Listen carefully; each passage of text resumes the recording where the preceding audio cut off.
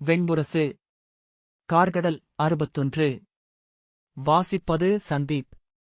பார்பாரிகன் சொன்னான், விந்தியமலைக்கு அப்பால் ஜனஸ்தானத்தை தலைநகராகக் கொண்டு அமைந்திருந்த நாடு அரக்கர்களின் தொல்லிலமாகிய தண்டகம். முன்பு அது தண்டகப் பெருங்காடு என அழைக்கப்பட்டிருந்தது. அங்கே அரக்கர் குலத்தின் 18 குடிகள் வாழ்ந்தார்கள். அவர்களை ஒருங்கிணைத்து ஆற்றல் மிக்க அரசு என்றாக்கியவர் தொல்லரக்க மன்னர் கரனும் அவருடைய இளையோராகிய தூஷணரும் திரிசிரசும். இலங்கையை ஆண்ட அரக்கர்குலப் பேரரசர் இராவணனுக்கு உடன்குருதியர் அவர்கள். அலைகள் என எழுந்தும் பின் அமைந்தும் மீண்டும் எழுந்தும் கொண்டிருக்கும் அரக்கர்களின் வரலாற்றில் எழுந்த பேரலை அவர்களின் ஆட்சிக்காலம். இக்கதையை மூத்தோர் கூறுகின்றனர். பிரம்மனின் மைந்தர் புலஸ்தியர். அவரில் பிறந்த பிரஜாபதி விஸ்ரவஸ். விஸ்ரவஸ் அரக்கர் தெய்வமாகிய குபேரனை பெற்றார். குபேரன் மண்ணில் இருந்தும் கல்லில் இருந்தும் பொன்னில் இருந்தும் 3 அழகிய மகளிரைப் படைத்தார். மண்ணில் எழுந்தவள் மாலினி. கல்லில் பிறந்தவள் ராகை. பொன்னில் உருவானவள் புஷ்போஷ்கடை. அவர்கள் மண்ணால் ஆன பூமிகை என்னும் காட்டிலும் கல்லால் ஆன சிலாதலம் என்னும் காட்டிலும் பொன்னாலான ஹிரண்யம் என்னும் காட்டிலும் வாழ்ந்தனர். விஸ்ரவஸ் அவர்களின் காட்டுக்குச் சென்று அவர்களை மணந்து மைந்தர்களைப் பெற்றார். புஷ்போஷ்கடைக்கு இராவணனும் கும்பகர்ணனும் மைந்தனாகப் பிறந்தனர். மாலினியில் பிறந்தவர் விபீஷணர். ராகைக்கு கரனும் சூர்பனகையும் பிறந்தனர். தன் 7 அகவை வரை கரன் அன்னையிடம் வளர்ந்தார். பின்னர் தந்தையிடம் சென்று சேர்ந்தார். தந்தைக்கு பணிவிடை செய்து 3 சொற்கொடைகளைப் பெற்றார். ஒருமுறை கேட்ட சொல்லை மறப்பதில்லை. ஒற்றை அம்பில் உள்ளத்தின் அனைத்துச் சொற்களையும் குவிக்க இயலும். உள்ளத்தில் சொல் என ஆவனாழி ஓயாமலிருக்கும். நீ உன் உள்ளம் ஒழியும் ஒருவரைக் காணும்போது ஆவனாழியும் ஒழிந்து அவரிடம் தோற்பாய் என்றார் தந்தை. தந்தையே, மானுடருக்கும் அரக்கருக்கும் அசுரருக்கும் உள்ளத்தில் சொல் ஓயும் தருணம் உண்டா என்றார் கரன். ஆம், உள்ளத்தில் சொல் எழுவது மெய்மை என்னும் இலக்கு நோக்கி செல்வதற்காகவே. இலக்கில்லாச் சொற்களும் இல்லை, இலக்கடையும் சொற்களும் இல்லை.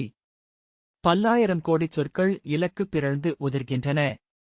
அச்சொற்களின் பூசலே உள்ளம் என்பது என்றார் விஸ்ரவஸ். உளம் ஓயும் கணம் அமைவது மெய்மையை நாடிச் சென்று அடையும்போது மட்டுமே என்றார் விஸ்ரவஸ். நாடாதோர்க்கு அது அருளப்படுமா என்றார் கரன். மெய்மை அவர்களை நாடி வரவும் கூடும் என்றார் விஸ்ரவஸ். நான் நாடப்போவதில்லை. எனவே என் உள்ளத்தில் சொல்லும் ஆவனாழியில் அம்பும் ஒருபோதும் ஒழியாது என்றார் கரன். அன்னை அவருக்கு அரக்கர்குலம் மீண்டெழ வேண்டும் என்னும் கனவை அளித்தாள். எழுவதனோடாகவே அரக்கர் வாழ்கிறார்கள். அமைவதன் மெய்மை அவர்களுக்குரியதல்ல என்றாள் ராகை. விஸ்ரவசின் குருதியில் ராகையின் நீர்ப்பாவை தோற்றமான அனுராகைக்குப் பிறந்தவர் தூஷணர். ராகையின் நிழலுருவான சுராகையை விஸ்ரவஸ் புணர்ந்து பெற்றவர் திரிசிரஸ். கரன் தன் 18வது அகவையில் அரக்கர் குலங்கள் வாழும் நிலத்தைத் தேடி தெற்கே சென்றார். விந்தியனைக் கடந்து தண்டகத்தை அடைந்தார். ராகையின் மைந்தன் கல்லால் ஆன உடல் கொண்டிருந்தார். அவரை எதிர்க்க எவராலும் இயலவில்லை. தொல்லரக்கர் குடியின் அனைத்து மல்லர்களையும் வென்று அவர் அனைவருக்கும் தலைமை கொண்டார். அனைத்து குடிகளையும் தண்டகத்தில் ஓடும் மாலினி என்னும் நதியின் கரையில் கூடச் செய்து தனக்கு முடிசூட வைத்தார். அந்த இடம் பின்னர் ஜனஸ்தானம் என்னும் ஊராகியது. அதைச் சுற்றி மரங்களாலான பெருங்கோட்டை ஒன்றை அவர் அமைத்தார். உள்ளே மாளிகைகளும் கடைவீதிகளும் அமைந்தன. அரக்கர்குலம் அவர் தலைமையில் வெல்லற்கரியதாகியது. வெற்றியால் செல்வம் நிறைந்ததாக மாறியது. ஜனஸ்தானம் பெருநகரென வளர்ந்தது. தூஷணர் நகர்காவலர். திரிசிரஸ் மலைக்காவலர். அவர்களால் தண்டகம் எதிரிகள் எண்ணவும் அஞ்சும் வெற்றியை அடைந்தது. அந்நாளில் அயோத்தியின் அரசமைந்தனாகிய ராகவராமன் தன் துணைவியுடன் தென்காடு புக்கு அங்கே பஞ்சவடி என்னும் காட்டுக்குள் குடியிருந்தார். கரனின் தங்கையான சூர்பனகை அவரை சிறையெடுத்து வர முயன்று மூக்கும் முலையும் அறுக்கப்பட்டாள். சினந்தெழுந்த கரன் ராகவராமனுடன் போருக்குச் சென்றார். ஒழியா அம்புகளுடன் ராமனுக்கு எதிர் நின்று போரிட்டபோது ஒரு கணத்தில் தன் உள்ளத்தில் சொல்லும் ஆவனாழியில் அம்பும் இல்லாததை உணர்ந்தார். அவர் நெஞ்சு துளைத்துச் சென்றது ராகவராமனின் அம்பு. தண்டகம் சிதைவுற்று பெருமையழிந்தது. மீண்டும் பல தலைமுறை காலம் 18 அரக்கர் குடிகளும் சிதறிப் பறந்து மலை மக்களாக உருமாறி வறுமை கொண்டு வாழ்ந்தனர். நெடுங்காலம் அவர்களை பிற க்ஷத்திரிய அரசர்கள் வேட்டையாடி மேலும் மேலும் உள்காடுகளுக்குள் செலுத்தினர். அவர்கள் ஆண்ட ஆற்று வழிகளின் மேல் கட்டுப்பாட்டை இழந்தனர். மலை வழிகளையும் பிறர் கைப்பற்றிக் கொண்டனர். பின்னர் அவர்களைப் பற்றிய அனைத்துச் சொற்களும் நினைவிலிருந்து அழிந்தன. க்ஷத்திரிய அரசர்களும் அவர்களால் காக்கப்பட்ட வணிகர்களும் அவர்களை அறியாதோர் ஆயினர். ஆனால் அவர்கள் மட்டும் தங்கள் இறந்த காலத்தை அறிந்திருந்தனர். அவர்களின் 108 ஊர்களிலும் கரனுக்கும் 2 இளையோருக்கும் கல்பதிட்டைகள் இருந்தன. மாதந்தோறும் ஊன்பலி கொண்டு அவர்கள் குடிகளை வாழ்த்தினர். ஆண்டுக்கொரு முறை அரக்கர்கோன் ராவணனுக்கும் இளையோருக்கும் ஊன்பலியும் பெருஞ்சோற்றுக் கொடையும் அளித்து விழவெடுத்தனர். அவர்களின் இளையோர் தங்கள் குலக்கதைகளைக் கேட்டு வளர்ந்தனர். பின்னர் அக்கதைகள் பெருகி வெற்றுக் கற்பனைகள் என்றாயின. இளையோர் அவற்றை இளமையின் மகிழ்ச்சிகளில் ஒன்றென எண்ணி கடந்து சென்றனர். அந்நாளில் ஒருமுறை அக்காட்டினூடாக ரிஷ்யசிருங்கர் என்னும் முனிவர் கடந்து சென்றார். அவர் விபாண்டகர் என்னும் முனிவரின் மைந்தர். அந்த நாட்டை அதன் பெரும்பஞ்சத்திலிருந்து மீட்டு அந்நாட்டை ஆண்ட ரோமபாதன் என்னும் அரசனின் மகள் சாந்தையை மணந்தவர். முனிவர்களும் வணங்கும் மாமுனிவர். தண்டகக் காட்டைக் கடக்கையில் வழிதவறி நீரில்லா வறண்ட நிலத்தினூடாக அலைந்து கற்பாறை ஒன்றின்மேல் அவர் நினைவிழந்து விழுந்து கிடந்தார். அங்கே அவரைக் கண்டடைந்த அரக்கர் குலமகள் ருதிரை அவரைத் தூக்கி தன் குடிலுக்கு கொண்டு வந்தாள். அவளுக்கு என்ன கைமாறு செய்ய வேண்டும் எனக் கேட்டு முனிவரிடம் தனக்கு ஒரு மைந்தனை அளிக்க வேண்டும் என்றும் அவன் அரக்கர் குலத்தை முழுதாள வேண்டும் என்றும் அவள் கோரினாள். ருதிரைக்கு ரிஷ்யசிருங்கரில் மைந்தனாகப் பிறந்தவர் மாமன்னர் அலம்புஷர். அவர் வடக்கே அரக்கர் கொடியை மீட்டெழுப்பிய பகாசுரரின் உதவியுடன் அரக்கர் கொடியை ஒருங்கு திரட்டினார். பகாசுரரின் செல்வத்தைப் பெற்று தொன்மையான ஜனஸ்தானத்தை மீட்டுக் கட்டினார். இம்முறை மலைப்பாறைகளை அடுக்கி உருவாக்கப்பட்ட கோட்டையாக அது அமைந்தது. பகாசுரரின் படைகளை கடன் பெற்றுச் சென்று தங்கள் நீர்வழிகளையும் மலைப்பாதைகளையும் மீண்டும் கைப்பற்றி மலையுச்சிகளில் காவல் நிலைகளை அமைத்து உரிமை கொண்டார். மீண்டும் ஜனஸ்தானம் செல்வமும் பெருமையும் கொண்டது. அசுரமன்னர் பகன் கொல்லப்பட்ட செய்தியை அறிந்ததும் அலம்புஷர் உளம் கொதித்தார். உடனே படை கொண்டு சென்று பழி தீர்க்க வேண்டுமென எழுந்தார். அமைச்சர்கள் அவரை சினம் காக்கச் செய்தனர். பகாசுரரைக் கொன்றவர் எவர் என நாம் இன்னமும் முழுதறியோம். பாண்டவ இளையவரால் கொல்லப்பட்டார் என்கிறார்கள். அவரை நாம் இப்போது தேடிக் கண்டடைய இயலாது என்றனர். எனில் அவர்களின் நகரமாகிய அஸ்தினபுரியை அழிப்போம் என்றார் அலம்புஷர். அரசே, அஸ்தின்புரியிலிருந்து அவர்கள் வெளியேற்றப்பட்டிருக்கிறார்கள். அவர்கள் அஸ்தினபுரிக்கு எதிரிகளாகவும் கூடும். அவ்வண்ணம் நிகழுமென்றால் நாம் அஸ்தினபுரியுடன் இணைந்து சென்று அசுர மன்னர் பகனின் இறப்புக்கு பழியீடு செய்வோம் என்றார் அமைச்சர். அலம்புஷர் காத்திருந்தார். அசுரமன்னர் பகனுக்கு அவருடைய நகரத்தின் நடுவே நடுகல் ஒன்றை நாட்டி நாள்தோறும் குருதி பலி கொடுத்தார். பழியீடு செய்து அவரைக் கொன்றவனின் குருதியில் நனைத்த ஆடையைக் கொண்டு வந்து அங்கே வைத்து வணங்குவதுவரை அந்த பலிக்கொடை நீடிக்கும் என்று வஞ்சினம் உரைத்தார். அஸ்தினபுரிக்கும் இந்திரபிரஸ்தத்திற்கும் இடையேயான பூசல்களை ஒவ்வொரு நாளும் உத்தர்களினூடாக அறிந்து கொண்டிருந்தார். அஸ்தினபுரி படையெழுந்ததும் தாங்களும் சேர்ந்து கொள்வதாக செய்தி அனுப்பினார். படைகள் திரண்டு கொண்டிருக்கையில் இளைய யாதவரின் செய்தியுடன் பாணாசுரரின் மைந்தர் சக்ரரும் மேற்கு நிஷாத் அரசின் ஹிரண்யநாபனும் அவன் இளையோன் ஹிரண்யபாகவும் ஜனஸ்தானத்திற்கு வந்தனர். அரக்கர்க்கரசே, இதுவே நாம் ஒருங்கிணைவதற்கான முதன்மை தருணம். இப்போது எளிய பகைமைகளையும் வஞ்சங்களையும் சுமந்து கொண்டு உளம்பெறுவோமாயின் நம் கொடிவழிகள் நம்மை பழிக்கும் என்று சக்ரர் சொன்னார். என் தந்தை இளைய யாதவருடன் போரிட்டு கையிழந்தார் என அறிந்திருப்பீர்கள். ஆனால் இன்று நாங்கள் யாதவர்களுக்கு மகர்கொடை கொடுத்த கொடி என அறியப்படுகிறோம். எங்கள் குலமகள் உஷை இன்று துவாரகைக்கு அரசியாக அமர்ந்திருக்கிறாள். இளைய யாதவருக்கு குருதியுறவு கொண்டவர்கள் அசுரர்கள் என பாரத வருஷமே இன்று அறியும் என்று சக்ரர் தொடர்ந்தார். இங்கு அவர் சொல் வாழுமென்றால் நாமும் வாழ்வோம். இனி அசுரர்களுக்கும் பிறருக்குமான போர்கள் இல்லை. அசுரகுடியினருக்கும் பிறருக்குமான கூட்டில் புதிய அரசகுடிகள் இங்கே எழும். குடியால் அல்ல, ஆற்றலாலும் அறத்தாலும் அரசுகள் அமையும். மேற்கு நிஷாத் அரசின் ஹிரண்யநாபன் புதிய அறம் ஒன்று இங்கே எழும். அதை சொல்லில் அமைத்த புதிய வேதம் நிலை கொள்ளும். இது அதற்கான போர். ஆகவேதான் இதில் அரக்கரும் அசுரரும் நிஷாதரும் கிராதரும் பாண்டவர்களின் பக்கம் அணிதிரண்டிருக்கிறார்கள் என்றார். ஆனால் என் வஞ்சம் இளைய பாண்டவரிடம் என்று அலம்புஷர் சொன்னார். அதை நாங்கள் அறிவோம். அதை கடந்து வருக என உங்களை அழைக்கவே நேரில் வந்தோம் என்றார் சக்ரர். இந்தப் போரில் பாண்டவர் தரப்பில் வந்து கூடியிருக்கும் அத்தனை நிஷாதருக்கும் கிராதருக்கும் அசுரருக்கும் அரக்கருக்கும் அவ்வண்ணம் பழைய கதைகள் பல நூறு உள்ளன.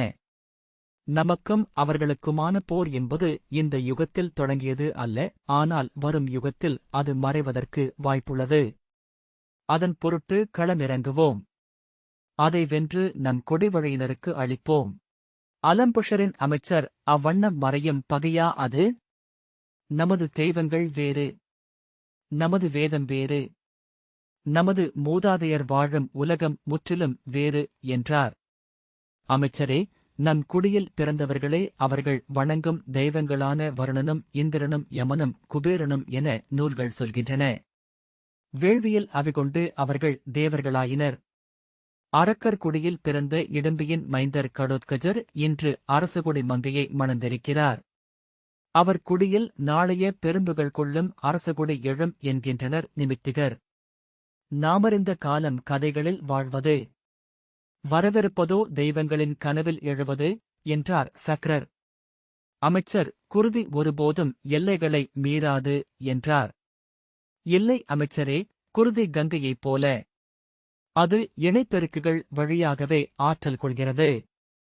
கிளைப்பெருக்குகளாக விரிந்து மண்ணாள்கிறது என்றார் ஹிரண்யநாபன். இங்குள்ள க்ஷத்திரியர் அனைவரின் குலவழியிலும் தொல்லரக்கரான விருஷபர்வனின் குருதி உள்ளது என்று உணர்க. அவர்களனைவரும் தொல்லன்னை சர்மிஷ்டையின் மைந்தர்கள் என்று நாம் அறிந்துள்ளோம். அமைச்சர், அவையெல்லாம் கதைகள் என்றார். இவையும் கதைகளாகும்.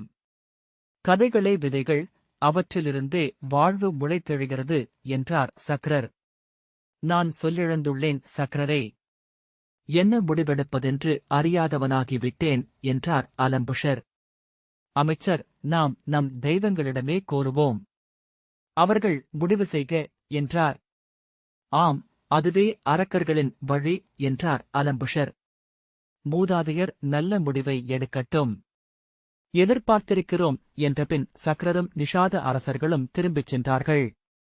அலம்புஷர் அமைதியிழந்து அரண்மனைக்குள் அலைந்தார். அமைச்சர், நாம் நம் தெய்வங்களிடமே கோருவோம். தெய்வங்கள் முடிவெடுத்தால் மட்டுமே நம் குடிகள் அச்சொல்லுக்கு கட்டுப்படும் என்றார். நம் முடிவு தலைமுறை தொடர்களுக்கு அப்பால் வருங்காலத்தைய மைந்தருக்கும் உரியது. அதை நாம் எண்ணி எடுக்க முடியாது. எண்ணாது எடுக்க வேண்டுமென்றால் தெய்வமழ வேண்டும். அமைச்சர் குடித்தலைவர்களை அழைத்து பெருங்குழு ஒன்றை கூட்டினார். அதன்படி மூதாதையருக்கு பெருஞ்சோற்றுக் கொடைவிழா ஒன்று ஒருங்கமைக்கப்பட்டது. அரக்கர்களின் குடிகள் மலைப்பாதைகளினூடாக எறும்பு நிறைகளாக வந்து குழுமினர். ஊர்மயத்தில் அமைந்திருந்த மூதாதையர் ஆலயத்தில் அரக்கர்கோன் ராவணனுக்கும் தம்பியருக்கும் அவர்களின் குடிமூத்தவரான கரனுக்கும் தூஷணருக்கும் திருசிரசுக்கும் 7 முழுத்த எருமைகளை வெட்டிப் பலியிட்டு பூசை செய்தனர். ஊனும் கள்ளும் அன்னமும் மலரும் படைத்து வணங்கினர். முழவுகள் 777 என முழங்கிக் கொண்டிருந்தன. கொம்புகள் ஆகுக ஆகுக என இறைஞ்சின. முதற் பூசகரில் வெறியாட்டு கொண்டு எழுந்தார் அரக்கர்கோன் ராவணன். என் மைந்தரே, நீங்கள் ஆழியும் சங்கும் ஏந்தியவனின் அடிபணிக. அவன் குடிகள் என்றாகுக்கு. அவனுடன் நின்று பொருதுக. உங்கள் குடிவழியினரில் அவன் ஆணை திகழ்க. உங்கள் வேதங்களில் அவன் சொல் முளைவிட்டு எழுக என்று ஆணையிட்டார். கும்பகர்ணனும் விபீஷணனும் பூசகரில் எழுந்து அவ்வாணையையே அளித்தனர். பின்னர் கரன் எழுந்தார். ஆம், குருதி விரிந்தெழுக. மலைப்பனை போல் நம் விதைகள் காடெங்கும் பரவுக. இந்நிலமெங்கும் நம் சொல்லே முளைவிடுக என்றார். தூஷணரும் திருசரசும் அவர்களில் எழுந்து அவ்வாணையை மேலும் உரைத்தனர். அப்போது முதல் பூசகரில் எழுந்த ராவண பிரபுவை மீறி எழுந்தது பகாசுரரின் குரல். என் வஞ்சம் அணையாது. என் வஞ்சம் என்றும் இருக்கும். எனக்காக அளிக்கப்பட்ட சொல்லை ஒருபோதும் நான் கைவிடப் போவதில்லை. மண்ணிலிருந்து துள்ளி எழுந்து வெறிகொண்டாடி கூச்சலிட்டார் பூசகர். என் பழிக்கு மறுநிகர் இல்லை. எனக்களிக்கப்பட்ட சொல்லை நிறைவேற்றுங்கள். இல்லையேல் இக்கொடியை அழிப்பேன். இங்குள்ள விளைநிலங்களில் நஞ்சாவேன். கருவறைகளில் நோயாவேன். பசுக்களில் அனலென ஊறுவேன். என்னை நிறைவடையச் செய்க. என் பழியை நிகர் செய்க.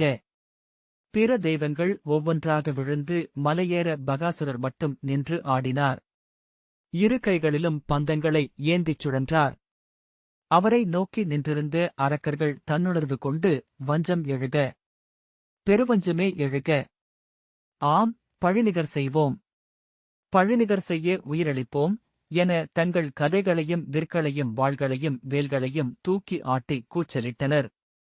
கைகூப்பியபடி இருதழல் சூடி ஆடிக்கொண்டிருந்த பகாசுரரை நோக்கிக் கொண்டிருந்த அலம்புஷர் ஆம் என தலை வணங்கினார். அலம்புஷரின் படைகள் கௌரவ படைகளை சென்றடைந்தன. அங்கிருந்த 3 அலம்புஷர்களில் ஒருவர் கடோத்கஜரால் கொல்லப்பட்டார். ஜடாசுரரின் குலமைந்தரான 2ஆமவர் சாத்யகியால் கொல்லப்பட்டார். அவர்கள் ஒவ்வொருவரும் உயிர் விடுகையில் அலம்புஷரை தேடி சக்ரரின் சொல் வந்தது.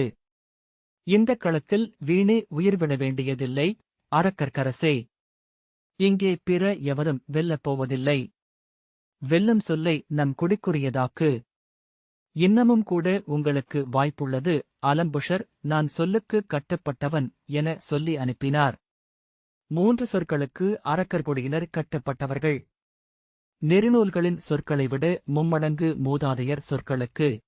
மூதாதையர் சொற்களை விட மும்மடங்குதான் உரைத்த சொற்களுக்கு. என் சொற்களுடன் இறுதி வரை களத்தில் நின்றிருப்பேன். இரவு போருக்கு முடிவெடுக்கப்பட்டதும் சகுனியிடமிருந்து அவருக்கு அழைப்பு வந்தது. அவர் தன் 2 படைத்தலைவர்களுடன் சகுனியின் பாடி வீட்டுக்கு சென்றபோது அங்கே அஸ்வத்தாமர் இருந்தார். அருகே காககுலத்து அரக்கனான அலாயுதனும் இருந்தான். காகச்சிறகுகள் கொண்ட தலையணியும் கரிய யானைத் தோலாடையும் அணிந்து கல்மணி மாலைகள் அணிந்திருந்த அலாயுதன் எழுந்து அவரை வரவேற்றான். அவனை பலமுறை சந்தித்திருந்தாலும் அலம்புஷர் அணுக்கம் கொள்ள விழைந்ததில்லை. அறியாமையும் ஆணவமும் கொண்ட இளைஞன் என்னும் உளப்பதிவே அவனைப் பற்றியிருந்தது.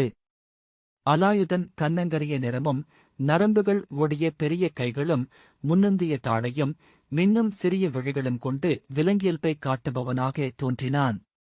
அவன் அலம்புஷரை வணங்கி இன்று நமது நாள் அரக்கர்க்கரசே என்றான். அலம்புஷர் ஆம் என்று மட்டும் சொன்னார். அஸ்வத்தாமர் எழுந்து வந்து அலம்புஷரை தோள்தழுவி வரவேற்று வருக அரக்கர்க்கரசே. இன்று நாம் அரக்கர் குலத்தவரை நம்பியே போரிட வேண்டிய நிலையில் இருக்கிறோம் என்றார். அன்று இரவு போர் நிகழக்கூடும் என்னும் சொல் படைகளிடையே புழங்கிக் கொண்டிருப்பதை அலம்புஷர் கேட்டிருந்தார். சகுனி இன்றிரவு அவர்கள் தாக்குவார்கள் என உறுதியாகியிருக்கிறது. கடோத்கஜன் தலைமையில் அவர்கள் எழவிருக்கிறார்கள். இரவில் கடோத்கஜன் 7 மடங்கு ஆற்றல் கொண்டவனாக ஆவான் என்கிறார்கள். நாங்கள் இரவில் விழியற்றவர்கள் என அறிந்திருப்பீர்கள். உங்கள் விழிகளை எங்களுக்குக் கொடுங்கள் என்றார். அலம்புஷர் இருளில் நாங்கள் எங்கள் தெய்வங்களின் துணையையும் பெறுகிறோம் என்றார். உங்கள் இருவரின் படைகளும் 12 பிரிவுகளாக பிரிந்து களத்தில் நிற்க வேண்டும். உங்களால் நாங்கள் வழிநடத்தப்பட வேண்டும் என்றார் அஸ்வத்தாமர். அலாயுதன் நான் என் படைகளை ஒரே ஒரு சுடற்செய்கை வழியாக அணிபிரித்துவிட முடியும் என்றான். அலம்புஷர் இன்றுதான் மூதாதையர் குறித்த நாள் போலும் என்றார். என் வஞ்சத்தை நான் இன்று தீர்க்க வேண்டும். இளைய பாண்டவர் பீமசேனரை இன்று கொன்று குருதிகொள்வேன். பகாசுரருக்கு அளித்த சொல்லை நிறைவு செய்வேன். அவரை குறுக்கே மறித்த அலாயுதன் நானும் பீமசேனரை கொல்வேன் என்று வஞ்சம் உரைத்து இங்கு வந்தேன் என்றான். எரிச்சலுடன் விழிசுருக்கி எதன் பொருட்டு என்றார் அலம்புஷர். என் குடியின் மூத்தவராகிய பகாசுரரை பீமசேனர் அறைந்து கொன்றார். குருதிப்பழி ஒருபோதும் தீர்க்கப்படாது விடப்படலாகாது என்றார் என் அன்னை. நான் அன்னைக்கு அளித்த சொல்லின் பொருட்டே இங்கு வந்தேன் என்று அலாயுதன் சொன்னான். அலம்புஷர் ஏதோ சொல்ல வாயெடுத்த பின் விழிவிலக்கி அதைத் தவிர்த்தார். அஸ்வத்தாமர், இன்று களத்தில் பீமசேனர் ஆற்றலற்றவர். உங்கள் கதைகள் அவரை தேடிச் செல்லட்டும். உங்களில் எவருக்கு பழிநிகர் செய்யும் வாய்ப்பை அருள்கின்றன தெய்வங்கள் என்று பார்ப்போம் என்றார். அலம்புஷர், நான் பீமசேனரைக் கொன்று பழி தீர்ப்பேன். என் சொல் இந்த இரவில் வெறியாட்டு கொண்டு எழும் தெய்வம் போல் நின்றுள்ளது என்றார். ஆம், இன்றுதான் என்று என் அகம் எழுகிறது என்றான் அலாயுதன். உங்கள் படைகள் களமெழுக என்று சகுனி ஆணையிட்டார். தலைவணங்கி அலம்புஷர் எழுந்தபோது அலாயுதனும் எழுந்து கொண்டான். சகுனியும் அஸ்வத்தாமரும் அவர்களுக்கு விடை கொடுத்தனர். அஸ்வத்தாமர் சில அடி உடன் வந்து, மன்னர் சிதைக்களம் சென்றிருக்கிறார். அங்கிருந்து படைமுகம் செல்வார். நீங்கள் அவரை அங்கே சந்திக்கலாம் என்றார். அவர்கள் இருவரும் வெளியே வந்தனர். அலம்புஷர் தன் உடலின் எடை கூடி கணுக்கால்களை அழுத்துவது போல் உணர்ந்தார். ஆனால் அலாயுதன் உணர்வு கொந்தளிப்பு அடைந்திருந்தான். இன்று போர் நிறைவுறும். இன்றுடன் தெரியும் நாம் 100 சத்திரியர்களுக்கு நிகரானவர்கள் என என்றான். கௌரவப் படைகளுக்குள் சிறிய அகல்சுடர்கள் அலைவதை அலம்புஷர் பார்த்தார். இருளுக்குள் படைகள் இடம் மாறிக் கொண்டிருப்பதை உணர முடிந்தது. கீற்று நிலா முழுமையாகவே முகில்களுக்குள் அமைந்திருந்தது. அலாயுதன், இரவு போருக்காகவே காத்திருந்தேன். இவர்களின் போர்நெறிகள் அனைத்தும் தங்களுக்குள் போர் புரிவதன் பொருட்டு இவர்கள் உருவாக்கிக் கொண்டவை. வெட்டவெளியில் வெளிச்சம் நிறைந்த பொழுதில் முறையாக முரசறைவித்து வஞ்சனம் கூறி படை நெறிகளின்படி பொருதிக் கொள்கிறார்கள். இந்த அறிவின்மைக்கு நாம் ஏன் உடன்பட வேண்டும் என்றே நான் உசாவிக் கொண்டிருந்தேன். காலில்லாதவர்களின் ஊரில் கைகளால் நடந்து போரிடும்படி நெறியிருக்கும். அறிவின்மை. இன்றேனும் நாம் நமது வழிகளின்படி போரிடுவோம் என்றான். இது அவர்களின் போர் என்றார் அலம்புஷர். மெய், ஆனால் இதற்குள் நாம் நமது போரை நிகழ்த்தும் பொருட்டே வந்துள்ளோம் என்று அலாயுதன் சொன்னான். அலம்புஷர், இல்லை, அவர்களின் போரில் ஊடுகலந்து போரிடவே நம்மால் இன்று இயலும். நம்மால் நேரடியாக பீமசேனரையோ பாண்டவர்களையோ வெல்ல இயலாது என்பதனாலேயே இங்கு வந்துள்ளோம் என்றார். அலாயுதன் இளையோருக்கு உரிய முறையில் பொறுமையற்று தலையை அசைத்தான். நாம் தோற்கடிக்கப்படுவது அவர்களால் அல்ல, நம்மை எதிர்க்க அங்கே சூழ்ந்திருக்கும் அரக்கர்களால்தான். நான் இரவில் பலமுறை விண்ணிலெழுந்து பாண்டவப் படைகளுக்குள் செல்ல முயன்றேன். இருளிலேயே பாண்டவரைக் கொன்று மீள முடியுமா என்று பார்த்தேன். அங்கே காவலுக்கிருப்பவர்கள் இடும்பர்கள். காட்டு நாய்களை மோப்பம் பிடிக்கும் நாட்டு நாய்கள் அவர்கள். அவன் தரையில் துப்பி, நான் இத்தருணத்திற்காகவே காத்திருந்தேன். இரவு என்னை பெருகியழச் செய்கிறது. இன்று நான் பாண்டவர் குலத்து வேணனை களத்தில் வீழ்த்துவேன். பகாசுரருக்காக பழிநிகர் செய்தேன் என என் குடியால் புகழப்படுவேன் என்றான். அலைகளில் படகு போல நிலை கொள்ளாமல் அசைந்த அவன் உடலை நோக்கிய பின் அலம்புஷர் விந்தைதான். நான் மட்டுமே பகாசுரருக்காக வஞ்சனம் உரைத்துள்ளேன் என எண்ணினேன் என்றார். அரசே, இங்கு மட்டும் 7 அரக்கர் குலத்து வீரர்கள் பகாசுரரின் பழியை ஈடு செய்வதற்காக களம்புகுந்துள்ளனர் என்றான் அலாயுதன். அலம்புஷர், ஆனால் பகாசுரருக்கு நேரடி குருதி வழி என ஏதுமில்லை என்றார். ஆம், ஆனால் நாம் அனைவருமே ஒற்றைக் குருதி என்றான் அலாயுதன். அவனுடைய பெரிய கைகள் ஒவ்வொரு சொல்லுக்கும் அசைந்தன. அவற்றைக் கொண்டு என்ன செய்வதென்று தெரியாதவன் போலிருந்தன அவன் அசைவுகள். கைகளை கோத்துக் கொண்டான். தலையை தடவினான். முகவாயை வருடிக் கொண்டான். மார்பில் கட்டிக்கொண்டு உடனே விலக்கினான். அலம்புஷர் தன்னைச் சூழ்ந்திருந்த கௌரவப் படைப்பெருக்கை நோக்கிய பின், நாம் மட்டும்தான் வஞ்சங்களை இப்படி பெருக்கிக் கொள்கிறோமா? வஞ்சத்தால் வாழ்கிறது நம் குடி என்பார்கள் மூதாதையர். ஆனால் இப்போது நோக்குகையில் நாம் வஞ்சங்களால் அழுகிறோமா என்னும் எண்ணம் ஏற்படுகிறது என்றார். படைகளைச் சுட்டி, பார், இவர்கள் போரிட்டுக் கொண்டே இருக்கிறார்கள். போர்க்களத்திலிருந்து வஞ்சங்களைக் கொண்டு செல்வார்கள் என்றால் இவர்களின் ஒவ்வொரு குடியிலும் பல்லாயிரம் வஞ்சனங்கள் உரைக்கப்பட வேண்டும். ஒவ்வொரு வீரனுக்கும் 1000 வஞ்சங்களேனும் வந்து சேர்ந்திருக்கும். கொடுந்தெய்வங்களைப் போல அவர்களை அவை ஆட்டி வைத்திருக்கும். அவர்களால் வேறெதையும் எண்ணி இருக்க முடியாது. அறமோ நெறியோ அவர்களில் எழுவதற்கு வாய்ப்பில்லை என்றார். அலாயுதன், ஆம், நான் அதை எண்ணியதுண்டு. பீமசேனனால் கொல்லப்பட்ட மகதத்தின் அரசர் ஜராசந்தனின் கொடிவழியினர் அங்கே பாண்டவர்களுடன் நின்று போரிடுகிறார்கள் என்றான். எழிமக்கள், இறந்தவர்களின் உணர்ச்சிகளை மறந்து இருப்பவர்கள் வெற்றூடல்களென வாழ்கிறார்கள். விலங்குகளே வஞ்சமற்றவை. வஞ்சத்தை கற்றுக்கொண்ட விலங்கே மானுடன். அரக்கர்க்கரசே, நாம் வஞ்சங்களால்தான் குடிகளாக தொகுத்துக் கொள்கிறோம், குலங்களாக இணைகிறோம்.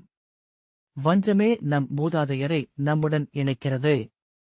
நம் வழியாக நம் கொடிவழியினருக்கு சென்று சேர்கிறது. வஞ்சச்சரடால் கோக்கப்பட்ட மணிகளே நாம் என்கின்றன தொல்லுரைகள். அவன் மீண்டும் ஓங்கித் துப்பி, கீழ்மக்கள் விலங்குகளைப் போல் நுகர்வதே இன்பமென்று எண்ணுபவர்கள். இப்போருடன் இவர்கள் முற்றழிவார்கள் என்றால் களைகள் எரிந்தணைந்த மண்ணில் விளைகள் பெருகுவது போல் அரக்கர்குடி வளர்ந்தெழுந்து மண் நிறைக்கும் என்றான். ஆம், இவர்கள் போர்க்கள வஞ்சங்களை வளர்ப்பதில்லை. அவற்றை களத்தை ஆளும் தெய்வங்களுக்கு அளித்த பின் வெறுமையை மட்டுமே இங்கிருந்து பெற்றுக்கொண்டு மீள்கிறார்கள். எல்லா வெறுமையும் ஏதோ ஒரு மெய்மையின் புறவடிவம்தான். ஆகவேதான் இவர்கள் போர்க்களத்தை அறநிலம் என்றும் மெய்மையின் ஊற்று என்றும் புகழ்கிறார்கள் என்றார் அலம்புஷர். இவர்களிடமிருக்கும் அத்தனை மெய்மைகளும் வெவ்வேறு போர்க்களங்களிலிருந்து இவர்கள் பெற்றுக்கொண்டவை போலும். அந்நெறிகளால்தான் இவர்கள் மேலும் மேலும் ஆற்றல் கொண்டவர்களாக ஆகிறார்கள். அலாயுதன், என்ன வீண் பேச்சு இது? இவர்களுக்கு களத்தில் அச்சமும் ஐயமும் அன்றி நெறியென்று ஏதுமில்லை என அறியாதவரா நீங்கள் என்றான். ஆம், களமழுவதற்கு முன் நெறிகளை வகுத்துக் கொள்கிறார்கள். களம் அமைந்ததுமே நெறிகளை மீறுகிறார்கள். ஆனால் அந்நெறிகள் முந்தைய களங்களால் அணையப்பட்டவை. இக்களத்தில் அவை உடைப்படுவது இயல்பே. ஆனால் இக்களத்தில் அவர்கள் அடையும் நெறி இன்னொரு பெரும்போர் வரை இவர்களை ஆளும் என்று அலம்புஷர் சொன்னார். அங்கே இளைய யாதவன் உருவாக்கும் சொல் என்பது இப்போரில் திரண்டெழும் நெறிகளால் உலகியலென வகுக்கப்படலாம். இங்கே அது பல்லாயிரம் தலைமுறை காலம் நின்று ஆட்சி செய்யலாம். வீண்பேச்சு, வீண்பேச்சு என்று அலாயுதன் கூவினான். இவர்கள் வஞ்சம் கொள்ளாதிருப்பது அனைத்தையும் மறந்துவிடுவதனால்தான். இவர்கள் பழிகளையும் பிழைகளையும் கூட மறந்துவிடுவது ஒன்றின் பொருட்டே, நிலம். நிலம் மட்டுமே இவர்களின் இலக்கு. நெறியெனக் கொள்வது அதை வெல்லும் வழிகளை மட்டுமே. அதை மறைக்கவே சொல் பெருக்குகிறார்கள். இவர்களை பலி கொண்டு நிறையாது குருதித் தெய்வமென ஆட்டி வைக்கிறது நிலம். நிலத்தை பகுத்துப் பெறுவதற்காக பெற்ற தந்தையைக் கொல்பவர்கள் இவர்களில் உண்டு. போரில் மைந்தரையும் தந்தையரையும் குடி முழுதையும் இழந்தாலும் கையளவு நிலம் பெற்றால் மகிழ்ந்து நிறைவுறும் கீழோர் என்றான் அலாயுதன். நாம் அவர்களிடமிருந்து அதைத்தான் கற்றுக்கொள்ள வேண்டுமா என்ன என்றார் அலம்புஷர். என்ன சொல்கிறீர்கள்? நிலத்தையா? நிலத்தின் பொருட்டு நாம் நம் குல நெறிகளை குருதி வஞ்சங்களை கைவிட வேண்டும் என்கிறீர்களா என்றான் அலாயுதன். யானை பெரும்பசி கொண்டது, ஆகவே அது உணவையே ஊழ்க்கப் பொருளாகக் கொண்டுள்ளது என்று சொல்வார்கள். இவர்கள் நிலம் மீது கொண்டிருக்கும் பற்றும் வெறியும் இவர்களுக்குள் தெய்வங்கள் பொறித்ததாக இருக்கலாம். இவர்களின் தெய்வங்கள் இவர்களுக்கு பரவுக, எங்கும் நிறைக என ஆணையிடுகின்றன போலும் என்றார் அலம்புஷர். நோக்குக, இவர்களின் நெறிகளும் விளைவுகளும் எதுவானாலும் ஆகுக. இவர்கள் பாரத வருஷத்தை நிறைத்துக் கொண்டிருக்கிறார்கள். ஒவ்வொரு போருக்குப் பின்னரும் மும்மடங்கு ஆற்றல் கொண்டவர்களாக ஆகிறார்கள். பேரழிவுகள் இவர்களை பெருகச் செய்கின்றன. எண்ணிக்கொள்க, இப்பெரும் போருக்குப் பின் இவர்கள் மேலும் பொலிவடைவார்கள். இந்நிலத்தை முற்றாக நிறைத்து பொங்கி வெளியேயும் செல்வார்கள். ஆனால் நாம் வஞ்சமெனும் தெய்வத்திற்கு குருதிபலி கொடுத்துக் கொண்டிருக்கிறோம் என அலம்புஷர் சொன்னார். அவர் சொல்வது புரியாமல் எரிச்சலுடன் மேலே சொல்ல வந்த அலாயுதனை கையமர்த்தித் தடுத்து, ஆம், நானும் அதன் பொருட்டே வந்தேன். இக்கணம் வரை என் தெய்வங்களின் மேல் ஐயமற்றவனாகவே இருந்தேன். ஆனால் இப்போது தனித்து நின்றிருக்கிறேன். துணையற்ற, உறவற்ற வெளியில் நிலை கொள்வதை விட பெரிய வெறுமை தெய்வங்களற்ற வெளியில் நின்றிருப்பது என்றார். உரக்க நகைத்து, நன்று, எவ்வெருமையும் மெய்மையின் மறுவடிவே என்றுதான் சொல்லப்பட்டுள்ளது என்றபின் தன் புரவி நோக்கி நடந்தார். இந்த வாசிப்பை கேட்டதற்கு நன்றி.